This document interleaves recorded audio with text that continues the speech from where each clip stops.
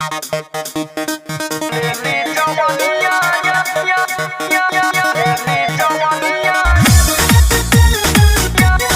भाई का channel subscribe करें।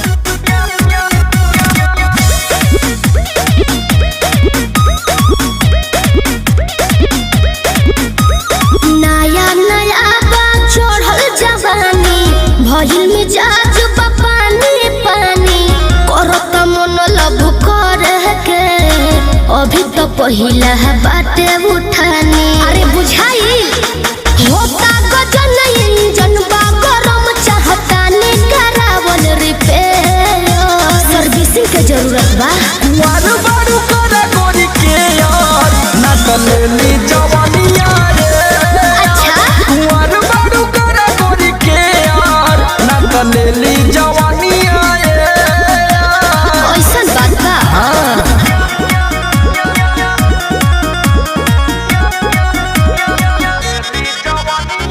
Music by Arya Sharma.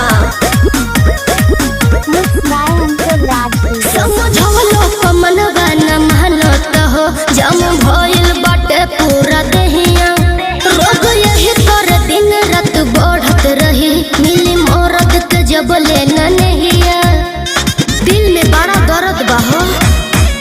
दुबारा आई जइबू हो का जब पाई जइबू हो मंजूर बा। सोना बिजुली के तार से छुआई जइबू हो।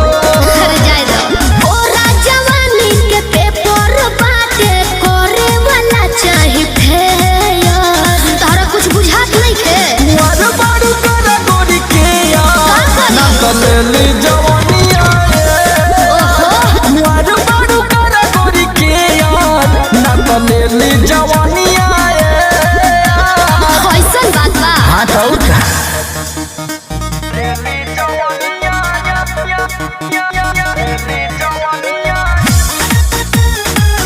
आपका नाम क्या है? अंकुर राज। रात भर देखत हनी सपन बानू हो भोर दर्द करे ले अलंगिया करवटिया फेरत रात बीतेला हो संगे रोवेले हमर पलंगिया हम अपन दुख केकरा से कही। प्रकाश हुआ ना पीछे हट जइबू हो बाहर से कट जइबू हो। अच्छा जहिया कुंदन समोर से तू सट जइबू हो। अच्छा घटे वाला ना चीज होवे केतनो करी हम से बुझला। वार बारू करे गोरी के यार ना तलेली जवानिया रे। वार बारू करे गोरी के यार ना तलेली जवानिया रे। अच्छा ठीक बा हमरा बारे में ढेर टेंशन मत लो। अरे चौचक मोबिल नान डला अंकुर भाई का चैनल सब्सक्राइब करो।